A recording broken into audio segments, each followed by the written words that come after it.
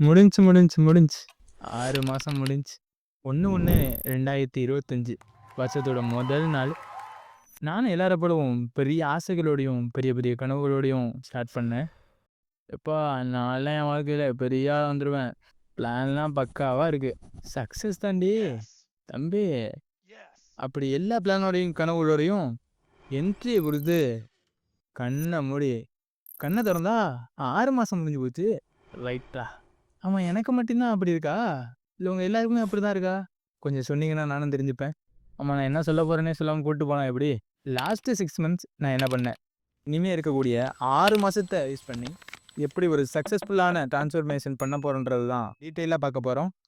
இது எல்லாத்துக்கும் முன்னாடி ஒரு முக்கியமான விஷயம். நான் எப்பவும் சொல்ற மாரி தான்.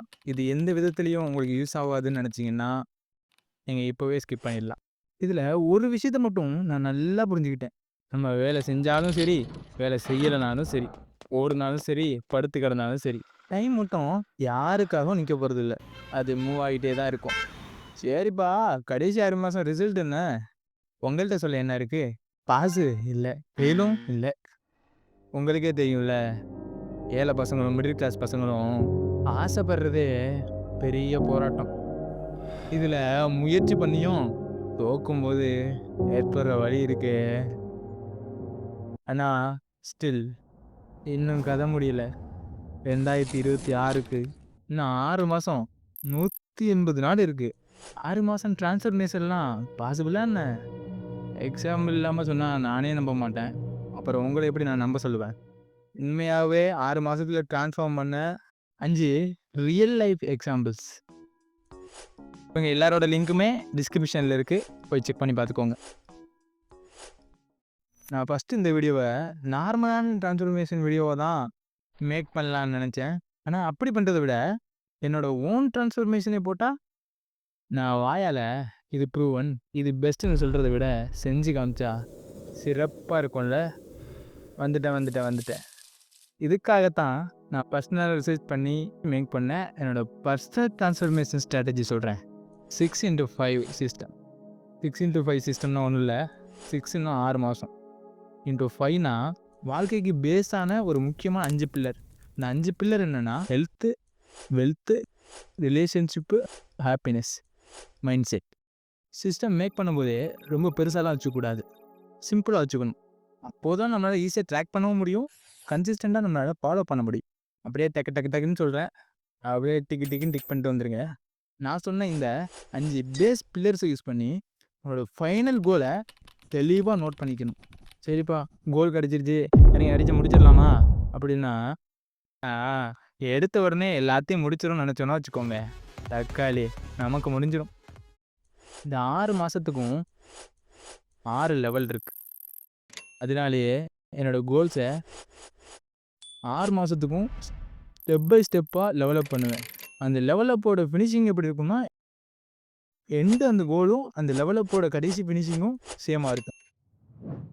லெவல் 1 ஃபவுண்டேஷன், லெவல் 2 மொமெண்டம் கொடுக்கணும், லெவல் 3ல் அந்த கொடுத்த மொமெண்டத்தை கொஞ்சம் எக்ஸ்பேண்ட் பண்ணணும், லெவல் 4ல் ஏற்கனவே எக்ஸ்பேண்ட் பண்ணதை டெவலப் பண்ணணும், லெவல் 5ல் அதை ஸ்ட்ரென்தன் பண்ணணும், லெவல் 6ல் அதை மாஸ்டரி பண்ணி முடிச்சிடணும்.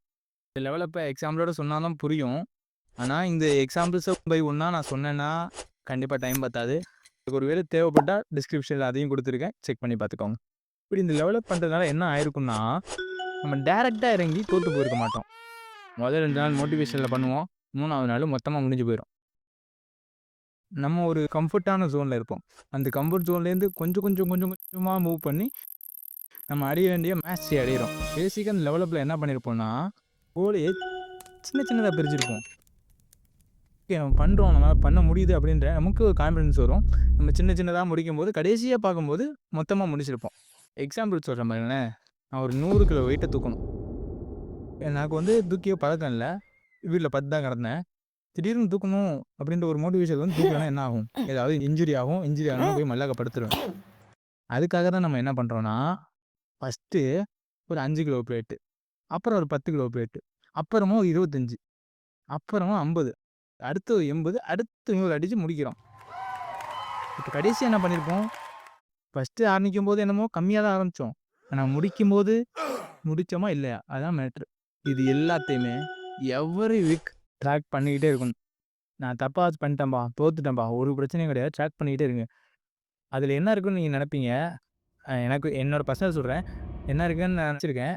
இதில என்ன இருக்கு அப்படின்னு சொல்லி ஸ்கிப்பும் பண்ணியிருக்கேன். ஸ்கிப் பண்ண போனா நான் ரொம்ப லாஸ் அடைஞ்சிருக்கேன். அது எப்பப்போலாம் நான் டிசிப்ளினா தோத்து இருந்தாலுமே டிசிப்ளினா கீப் அப் பண்ணனோ, அப்பல்லாமே அது எனக்கு ரொம்பவே ஹெல்ப் பண்ணியிருக்கு.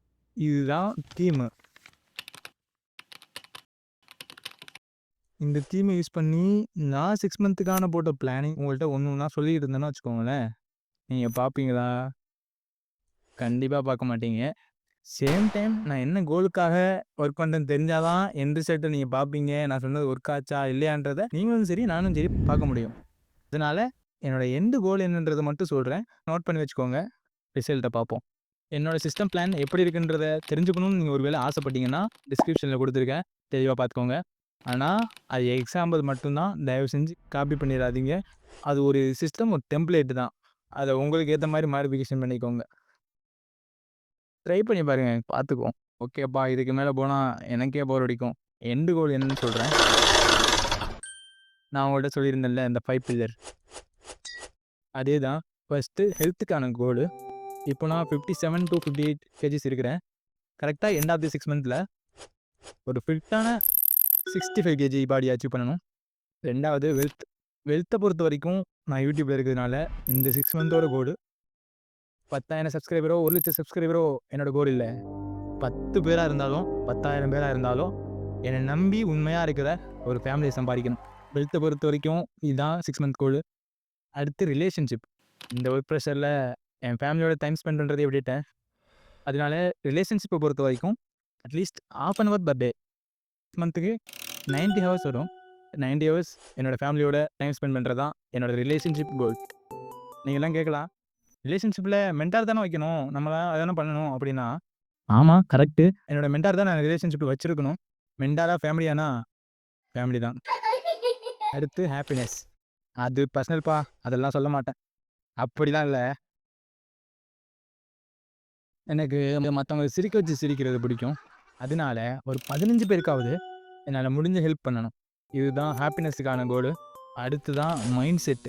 மைண்ட் செட்டுக்கான கோல பொறுத்தவரைக்கும், எனக்கு ஒரு ஷார்ப்பான, ஹைப்பர் ஃபோகஸ்டான மைண்ட் தான் என்னோட மைண்ட் செட்டுக்கான கோல். அது என் லைஃப்‌க்கும் சரி, ஒர்க்குக்கும் சரி ரொம்பவே யூஸ்ஃபுல்லா இருக்கும். இத ஃபாலோ பண்ணா மில்லியனர், பில்லியனர்லாம் ஆக முடியுமான்னு தெரியல. நான் யாரு? என்னோட பலம் என்னன்னு எனக்கு தெரிய வரும். ஒரு சின்ன ரீகால் பார்த்துடலாம். First health, wealth, relationship, happiness, mind செட்ன்ற 5 பேஸ் பில்லர்ஸ பேஸா வச்சு நம்மளோட எண்ட் கோல் என்னன்றத தெளிவா தெரிஞ்சுக்கணும். 2வது அந்த பெரிய கோல்ஸ சின்ன சின்ன ஆக்ஷன்ஸா டெவலப் பண்ணணும்.